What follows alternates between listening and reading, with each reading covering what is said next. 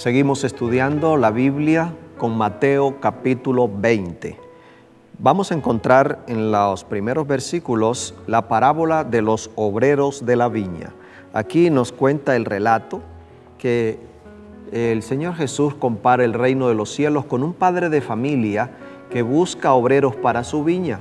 Y fue y buscó a unos obreros a la primera hora de la mañana, a las 6 de la mañana, para que fueran a trabajar, y los contrató por un denario. Luego salió a la plaza a las 9 de la mañana, luego a las 12, luego a las 3, y a todos les contrató para trabajar en la viña por un denario. Y finalmente a la hora 11, dice el texto, es decir, las 5 de la tarde, contrató a los últimos. Y saben, interesante, ¿no? También por un denario.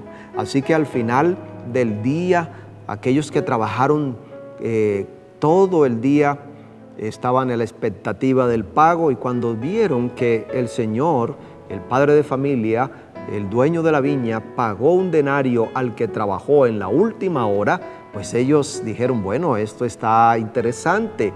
Inmediatamente lo que hubiera hecho usted y yo, multiplicaron. Bueno, si a este que trabajó una hora le dio un denario, pues yo que trabajé 12 horas o 10 horas, voy a recibir 12 denarios. Imagínense el salario de 12 días, porque un denario era el salario de un día de trabajo. Así que bueno, esa fue la expectativa, pero recuerda que el padre de familia lo contrató por un denario, así que finalmente les dio un denario a todos, al que trabajó desde la mañana, un denario, así como el que trabajó solo en la tarde o en la última hora. Interesante cómo termina esto, y el Señor dice entonces en el versículo 13 en adelante, Él respondiendo dijo a los reclamos de ellos, amigo, no te hago ninguna injusticia. Este representa a Dios, sabe, el padre de familia. No te hago ninguna injusticia, ¿no conviniste conmigo en un denario? Así que este padre de familia no está siendo injusto al darle un denario al que trabajó desde las 6 de la mañana, al igual que al que trabajó de las 5 de la tarde. No está siendo injusto, le está dando lo que le prometió. Toma lo que es tuyo y vete, pero quiero dar a este último lo mismo que a ti. ¿No me está permitido hacer lo que quiero con lo mío? ¿O tienes tú envidia porque yo soy bueno? Esta pregunta es una pregunta que debemos hacernos también en nuestra época, porque este es nuestro problema, el problema de nosotros los seres humanos. El problema que ya el apóstol Pedro en el capítulo 19, después que Jesús habló de lo del joven rico, cuando Pedro responde, bueno, Señor, nosotros lo hemos dejado todo, ¿qué pues tendremos? Siempre nosotros tendemos a pensar en la recompensa. ¿Qué voy a tener? ¿Qué voy a recibir? ¿Cuál es la recompensa? ¿Cuál es el pago? Así los primeros serán últimos y los últimos primeros, porque muchos son llamados, pero pocos escogidos. Qué interesante. Entonces aquí tenemos dos lecciones que quiero resaltar, y es que, hermanos y amigos, no nos quejemos de la bondad de Dios. No nos quejemos de la gracia de Dios. La bondad de Dios es grande, y el Señor puede extender su gracia a alguien que tú y yo consideramos no merecedor de ella. Y número 2, dejemos de preocuparnos por nuestras recompensas. Dejemos de preocuparnos solamente por el premio. Y mira que aquí se ejemplifica la gracia de Dios, la gracia abundante del Señor. Por eso debemos nosotros considerar a las personas, aunque veamos que no son muy meritorias, personas o cristianos que, por ejemplo, están entrando nuevas al camino cristiano en tu iglesia y de repente no andan como debiera ser, quizás no tienen tu comportamiento o tu nivel de preparación y de conocimiento y de experiencia en el camino de Cristo, en el camino cristiano o de la iglesia. Considera que esa persona también Dios le está extendiendo su bondad y su gracia.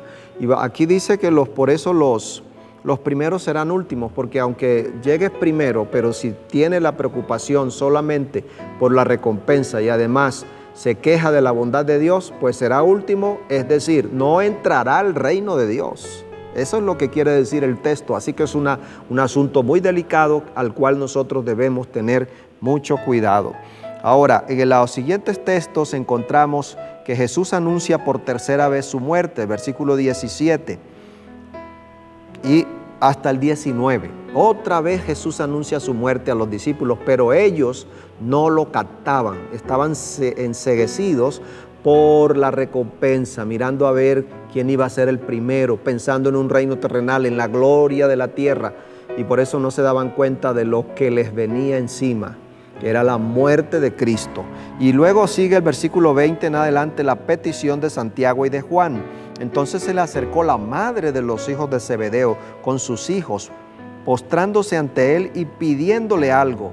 ¿Qué pidió esta mujer, la madre de Santiago y Juan? Señor, cuando entres en tu reino, dijo, ordena que en tu reino estos dos hijos míos, uno se siente a la derecha, otro a la izquierda, es decir, que tengan los primeros puestos en ese reino que ellos pensaban que iban a tener con Jesús aquí en la tierra.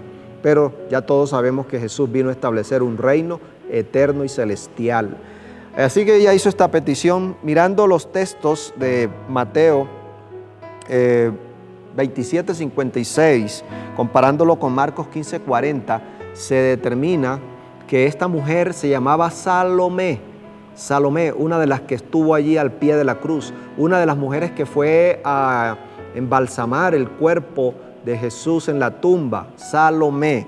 Es interesante que según San Juan 19:25, Salomé dice que era hermana de María. Así que es lo más seguro que esta mujer, la mamá de Santiago y Juan, era nada más y nada menos que, terrenalmente tía de Jesús. Y Santiago y Juan eran primos hermanos de Jesús. Ahora entonces desde este contexto se entiende por qué Jesús en la cruz le encarga el cuidado de su mamá, de María, a Juan, a su primo hermano. Y también podemos entender por qué ese atrevimiento de esta mujer, pues claro, parece ser que era la tía de Jesús, ¿no? Humanamente hablando, terrenalmente hablando.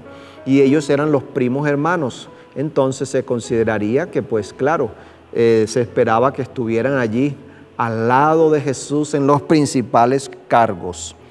Es interesante, pero mira, Jesús responde de la siguiente manera en el versículo 25.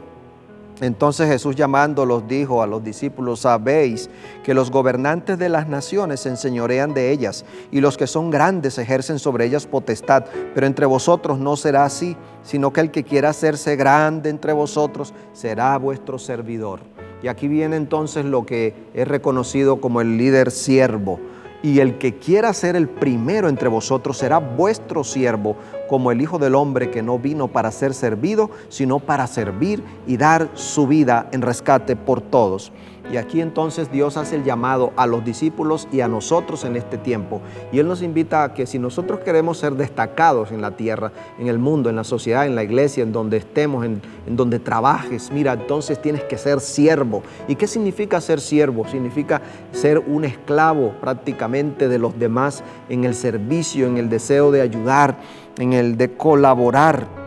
Esto va en contra de la naturaleza humana. Por eso nosotros debemos pedirle al Señor que nos ayude, que nos transforme para poder ser líderes siervos, para poder ser siervos de Jesucristo. Necesitamos que nos transforme, porque por nuestra naturaleza estamos como los discípulos queriendo estar en la derecha y en la izquierda de Jesús.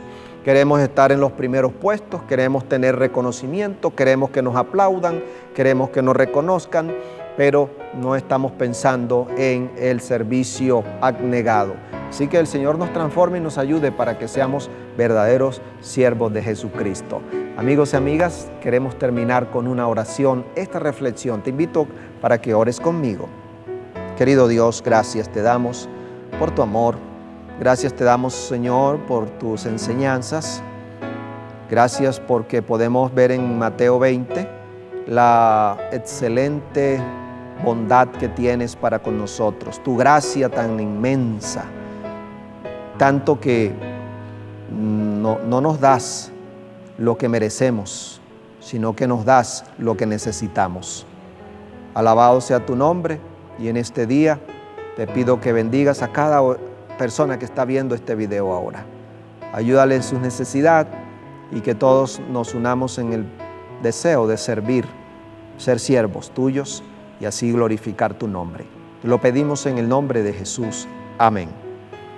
Deseo para ti las bendiciones de nuestro Dios y no olvides darle allí like a la manito, comparte y envía tus comentarios también. Estamos atentos y seguimos estudiando la Biblia.